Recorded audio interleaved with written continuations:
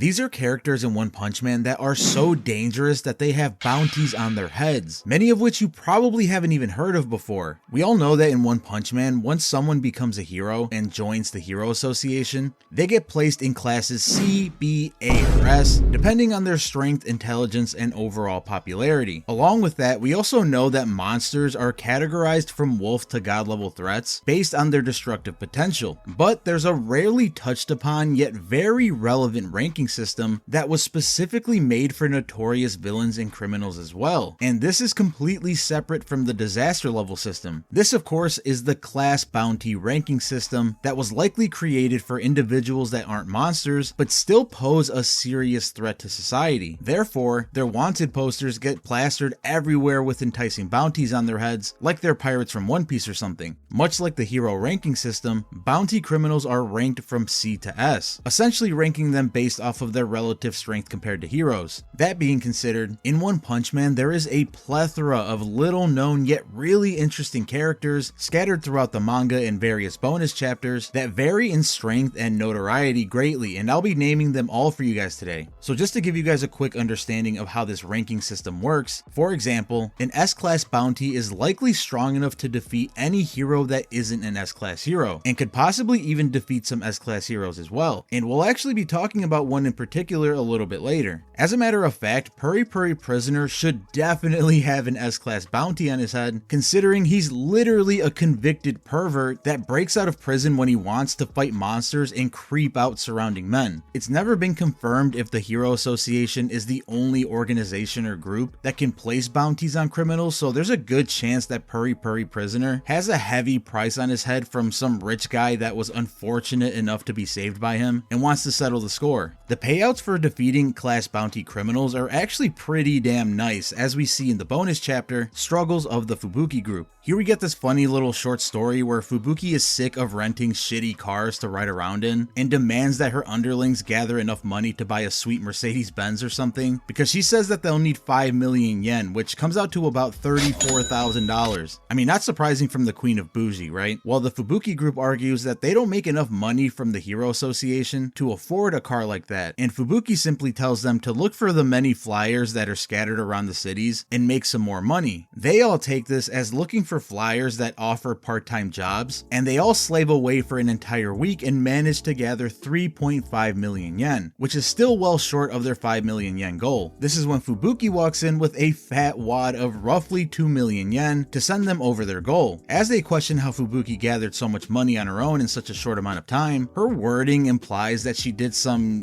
lady of the night work to get it all. In reality, when Fubuki told them to look for flyers scattered around the cities, she meant the criminal bounty posters that are pretty much everywhere. The point of me explaining all of this is because Fubuki then points out that she managed to gather almost 2 million yen by defeating 2 B-class criminals and 1 C-class criminal. One of the B-class criminals in question that we'll actually be talking about in a second when I start naming and explaining all of the class criminals to you, had a bounty of 660,000 yen, or roughly 4,500 US dollars. So using this information, we can get a pretty good idea on how much someone can make from each class bounty. It's likely that B-class bounties can bag someone anywhere from $4,000 to $7,000, with C-class bounties going up to about $3,000. Since the power gap from B to A-class heroes is a lot bigger than C to B-class heroes, and even more so when we go from A to S-class heroes, the reward amounts likely scale reflecting that. This means that defeating an A-class bounty can get you anywhere from $8,000 to $50,000, and defeating an S-class bounty could send you into the hundreds of thousands of dollars. It kind of makes you wonder why Saitama doesn't take advantage of this more often, considering we've seen him defeat several villains with bounties on their heads, and he just hasn't claimed the money. That's a different conversation though. Well, we've seen roughly 9 total characters in the story that are confirmed to have their own bounties, and we'll be starting with the C-class bounties ranging up to $3,000. To kick off the list, we actually have the One Punch Man equivalent of Al Capone. His name is Pacino, and he's the head of the Pacino family. We meet him during the OVA episode, The Pupil, who is an extremely poor talker. A lot of these guys are from OVA episodes actually, so I won't be giving you guys a full breakdown of each episode, but the short and skinny of this one is that Genos and Saitama split up to get ingredients for a hot pot, so Saitama hands Genos his house keys and warns him not to lose them. Heading to one of the supermarkets, Genos runs into a guy from a rival mob family to the Pacino family and finds out that Don Pacino has ransacked all the stores in the area and they were all forced to close. The guy collapses, and as Genos helps him up, he drops Saitama's keys, which Don Pacino finds and then holds as ransom until Genos explains his ties with the rival family. After realizing that he has nothing to do with them, Pacino and his goons unload their guns on Genos, which obviously does nothing, and Genos fries them with his incineration cannon. Don Pacino doesn't seem to be a real threat since his class bounty is so low, and he's just your stereotypical mob boss with goons and guns at his disposal. Nothing too exciting. The next C-class bounty that we have here is serial arsonist Nero, who appears in the bonus chapter A New Wind Blows. He used to be an acrobatic barista, whatever the hell that is, and turned to a life of crime where his weapons of choice are Molotov cocktails that he makes with his insignia on them. Nero's name and emblem are actually references to Bokun Habanero, a brand of Japanese spicy snacks, and its mascot. His face is concealed in a hoodie, which makes him look like a creepy jack-o'-lantern monster, but really he's just a regular guy in his 20s that gets defeated by the Fubuki group easily.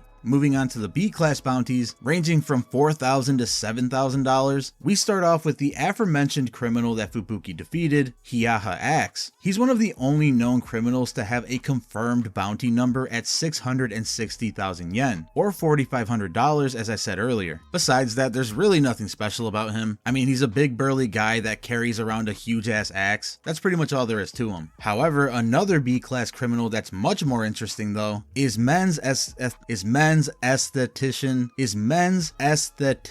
man. Holy shit, I did not know it was going to be that hard to pronounce that. Not doing it again. Anyway, this guy appears in the OVA episode, A Shadow That Snuck Up Too Close. It takes place between the time that Genos first meets Saitama against Mosquito Girl and when he actually moves into his house. In this episode, Genos starts stalking Saitama to find out the secret of his crazy strength and ends up stealing a fry off of Saitama's plate when he's eating at a restaurant because he thinks that his diet might be the key. On a side note though, this is when we find out that Saitama's favorite kind of fries are the long and soggy ones, which in my opinion are the worst kind of fries, but let me know if you agree with me in the comments or if you disagree, and subscribe while you're at it, yeah? After Saitama had his french fries stolen from his plate, suspecting he now has a stalker, he runs into this guy, who said he was defeated some time ago by Saitama. His defeat was so shocking that it dried up his skin, and ever since he had been following a strict regimen of training and moisturizing while looking for Saitama to reap his revenge. This led to some confusion with Saitama concluding that this guy was the one that stole the fry off his plate earlier, so Saitama approaches the confused and scared criminal and proceeds to punch him through a building before warning him to never steal french fries ever again. This guy apparently transformed into a monster after Saitama defeated him, which gave him the power to use the cream that he carries to completely dehydrate and mummify innocent people. It's pretty brutal when you think about it actually. Well, our last B-class criminal actually no longer has a bounty on his head after turning his life around. I'm of course referring to Hammerhead, who we should all be pretty familiar with by now. He was a deadbeat criminal that refused to get a job and turned to a life of crime. At some point, he single-handedly hospitalized 20 men, so obviously he has some pretty fierce physical strength. He also has a crazy thick skull that allowed him to survive lethal blows to the head on a few occasions, one from Sonic and the other from the weird organization robot guys. He started the Paradisers group to create a world where people had the option to work, and the people that had jobs would support those that want to sit around and do stuff like, I don't know, watch YouTube videos about One Punch Man all day. Just kidding, I love you guys, don't leave me. Well, aside from his goals and dreams, he stole battle suits from some mysterious organization that gave his goons enough strength to demolish entire buildings on their own. Unfortunately, his movement was cut very short after Sonic beheaded all of his followers instantly. That's gonna leave a mark. Oh, great heavens!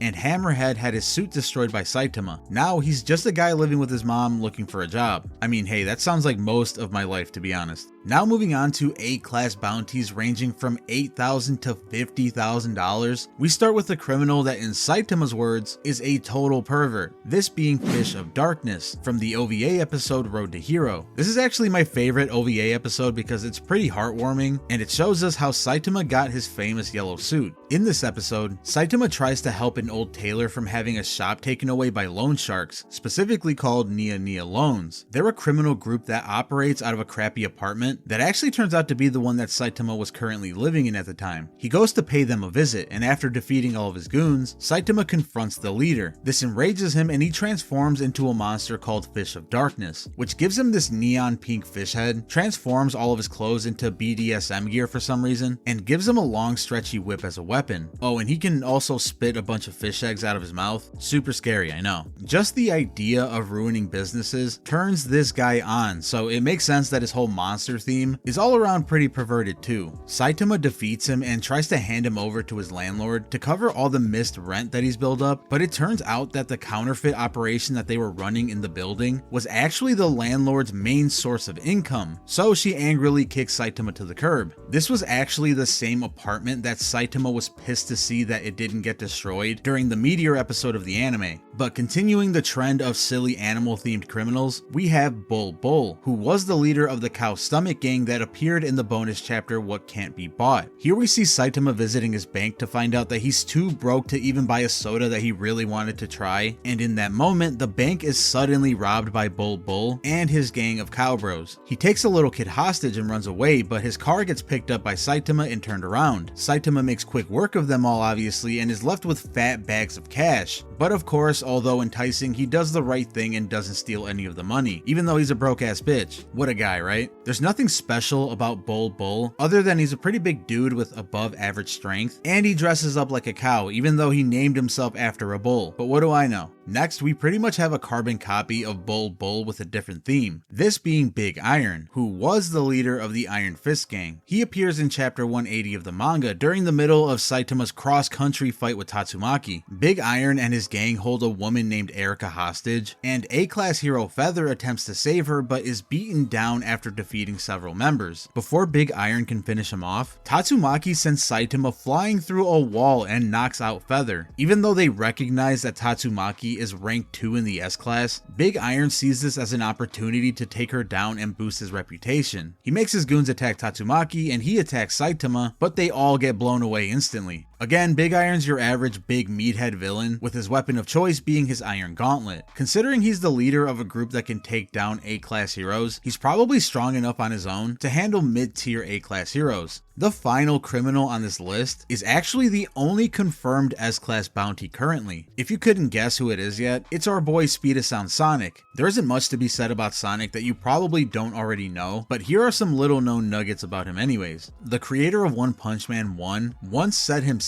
that if he had his sword, Sonic would be able to easily defeat Deep Sea King in his dehydrated form. Also, Sonic's black lines under his eyes are a reference to American football players and are inspired by Shield 21, another manga by Yusuke Murata. Other than the fact that he's a ninja that can move at supersonic speeds and is a self-proclaimed arch rival of Saitama, most of his backstory and details are actually going to be revealed really soon in the manga. Really excited to see that, so I hope you guys enjoyed this video enough to subscribe and turn those notifications on so you can know as soon as a One Punch Man chapter drops, because I'm always the first guy to cover them. That is it for this one though. Have an absolutely wonderful day, night, morning, whatever. I've been recording this too long and I'll see you guys later.